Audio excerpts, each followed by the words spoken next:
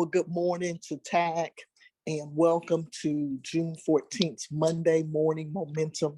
We are excited this week. This is Juneteenth week. So all of our chambers will be celebrating across the state. This week, it's a very significant time in our Black history, but we're also excited to welcome our TAC's new website, where we're excited to bring forth to our members, to our chambers, that will offer new services, new opportunities for us to connect, and new opportunities for us to showcase all the wonderful work that TAC is doing. I want to introduce our president, Mr. Charles O'Neill, who will introduce our special guest for today. Thank you, Mr. President. All right, thank you, Madam Chair, and good morning, everyone. And again, thank you for your attendance this morning on pretty short notice.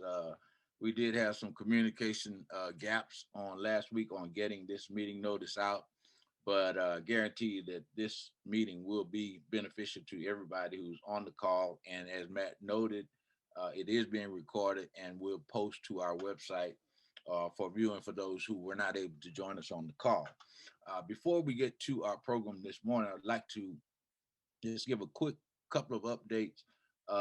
Many of you are aware that late last year, we received a grant from BBVA to support the work of chambers in select markets, their designation markets around the state. And we have begun distributing those financial resources to chambers in those select markets.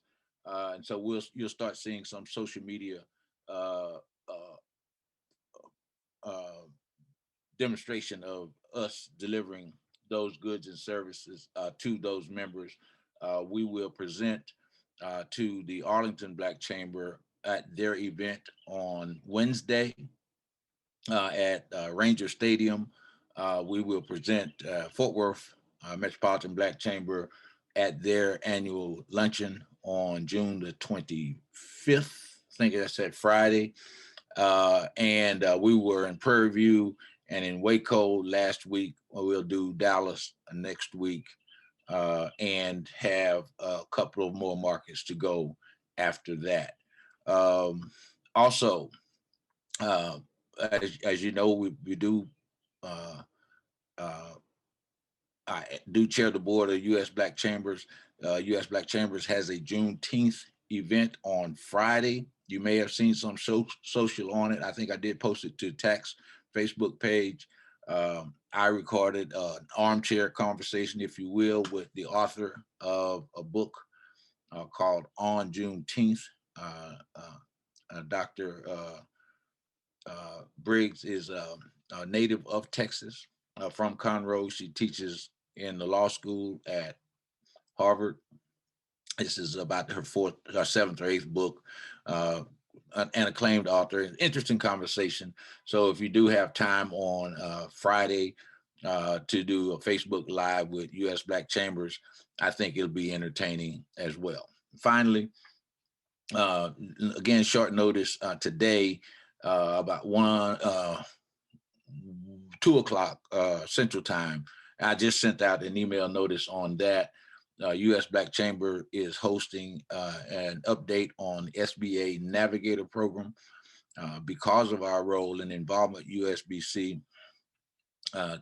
if the USBC's application as a distributor for Navigator funds, Texas will be one of the recipient sites. So our region, the 25 chambers in TAC, will have a shot at some of the technical assistance support funding available through the SBA Navigator program. So if you have time today, again, I just sent out the Zoom link for that Navigator update. So without further ado, a couple of months ago, another old friend of ours, Dr. John Sibley Butler, called me, and he was excited, and he had somebody he needed me to meet. And I was on the way down to Austin when he called me, and we did make a connection, and he introduced me to a young brother, Daniel Griggs, who you'll meet here in just a minute. Daniel is the CEO of ATX Web Designs. but it's not just website design. It's a comprehensive digital strategy that an enhanced website makes possible for, certainly in our case, for TAC. But Daniel and Dr. Butler painted a much broader picture of what's available and what's accomplishable through this enhanced digital posture for our chamber members. And so, without further ado, I don't know anything about what I just said. I just know that it's important that we have as robust cyber presence as we possibly can, that enhances our ability to interact with our members, businesses that we serve. So without further ado, I'd like to introduce to you Daniel Griggs, whose team did a makeover of the TAC website. It's a tremendous piece of work that they did in a very, very short period of time. Well, thank you for that, Daniel, for the expeditious way that you guys approached our project and got it completed. And so I think everybody will be satisfied when they look out there at it and know that he is prepared to wield those same talents on your local chamber websites as well. So without further ado, Daniel Griggs, ATX Web Designs. Thank you. Thanks a lot, Charles. Thanks a lot for the introduction. It was a quick turnaround on the project, which I kind of did dive into that. Actually, I hop into that right now in terms of my team and I being able to get projects done quickly. As you mentioned, the website is always kind of one of those things that everyone sees up front. So it's one of those things that's really easy to give someone a visual of when you go through what we call a digital transformation. When you talk about digital transformations, most of the time it always begins with the website, and it may not be just like a complete redesign, kind of like we did for you all, but sometimes it may have to do with internal processes, which are things we're implementing for TAC, and then just simplifying the process of being able to navigate throughout the site, the information you need to find, etc. Definitely enjoy working on this project with TAC. Going through the process, we had a meeting, a pretty thorough meeting, and I laid out the strategy for you all, how it starts with the website. As I mentioned earlier, just that visual of the website kind of is the starting trend when you talk about the digital transformation. And then it works into a lot of other things that you'll have on there, implementing things such as certain payment processes. We have a portal that's coming on for TAC as well that we talked about is going to be for the chambers and then the different chamber members to keep all the members connected, rather be in your local area or with, or with other chamber members as well, providing resources, providing opportunities such as bids, and we'll have a portal section for that. So we wanted to have this all in one, and we'll continue to build it up on the website, giving chamber members access to all of these resources and all of these valuable pieces of content with it. With the TAC website, some of the things that you can really expect to see, of course, that are going to be new is going to be a visual of the site, but making sure that everyone can navigate through it and find the different details and things that you're going to be looking for. One, we're talking about memberships, the different types of memberships you have. We're going to have all the different chapters on the website, very easy to be able to navigate through. We're going to be helping out different chapters as well that need it in terms of making sure their website and the digital presence, basically their whole online presence, is up to par as well. So when you get those that are other cities and places throughout Texas, they'll be able to get to your information, know what your chapter is about, and then that'll persuade them to want to become members as well. Throughout the process, there'll be different things that everyone will be able to see and notice. On our end, of course, we want to be able to help out within a whole organization, those that are all of this different chapters, and then chapter members as well. The whole direction with it all is a digital transformation. I know, as I mentioned here a few times, a lot of people kind of get caught up in terms of just the website itself. Some people may not need a website, but when I talk about digital transformation, we're talking about different pieces, both externally, meaning leads and visitors may or may not see on your website, and then other things internally, meaning your processes that's going to help you digitally. I'll give you an example. We have a client that's a gym in a local area, and they were doing well. They were affected by the pandemic, and we came in and helped them basically create an entire new revenue stream, all online.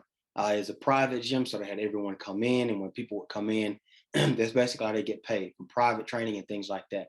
We implemented a membership on our website to where you can become a member. You can book and come in during certain hours.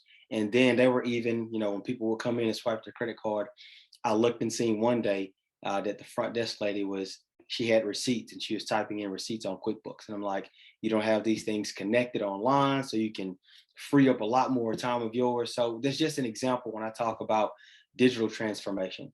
It does not necessarily mean just your website or just this part. It's both internal parts, meaning how you work your internal processes and the things that you do, as well as external, how people are finding your services, how they're getting to your website, depending on the industry and your business. If they're Google searching, are they finding you on the first page of Google results? When they send you in inquiries, etc. Automation, when you're talking about emails and different pieces that's going to allow you to do three things mainly. One is going to increase the amount of leads and potential clients and customers you can get. Two, that alone is going to drive and increase your revenue. And then, as I mentioned earlier, when we're talking about processes and freeing up more time. For example, Charles, I know we talked about you getting different bid opportunities and having to manually email or send this out to different chamber members and things like that. We want to be able to take that away from you, put it within a portal so that it's automated and it's one less thing that you have to do. Is going to open up and give you a lot more free time. So in a nutshell, in a little 5 to 7 minute spiel, if you will, that's the process that we did with TAC. And of course, we're at the leisure of everyone within the TAC organization and chambers and chamber members to be able to help you out and do the exact same.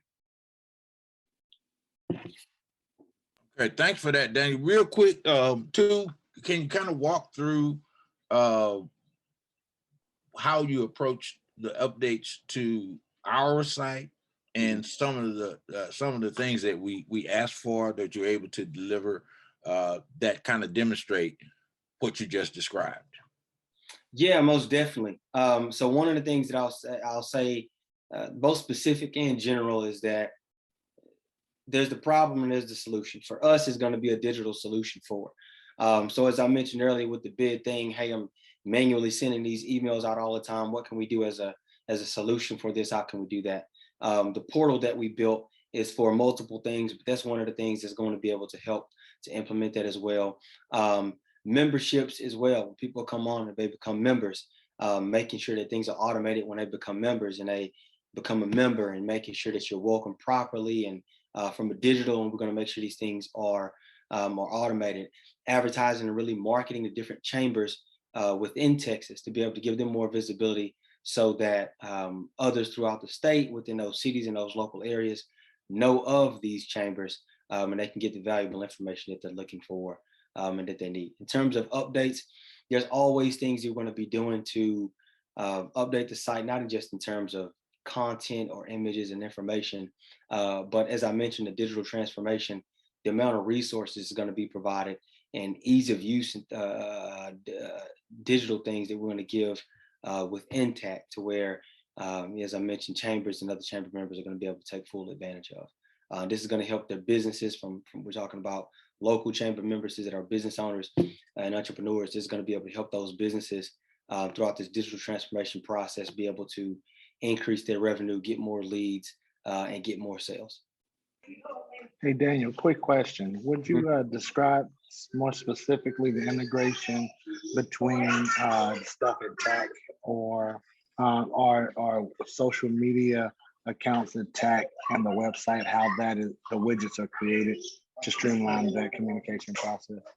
Yeah, most definitely. I know that for TAC, you all use social media, YouTube, Facebook a lot for updates and information. So one way that we really came in and make that an ease of use is really integrating it directly on the website. We're creating a media page that you will be able to see on the website, and it'll have those updates from Monday morning momentums for videos that are automatically posted and populate directly on the website, as well as Facebook integration to where the information that you put on Facebook is going to also be able to populate on the website. So you kind of knock out those, two birds with one stone, if you will, per se, with that. Does that answer your question, Matt? Yes, it does. Thank you. One of the things that has always been a wish list for us is, and Daniel mentioned it, and we got our fingers crossed that it's gonna work like a charm, is the proliferation of bid notices that TAC receives, that we've always had difficulty, of course, getting that to everybody in a timely fashion. And so we've created a specific email address for those bids that come into us. And Daniel and his team have developed a tool that allows those emails that come to us through this opportunity at TAC email address to post directly to the website.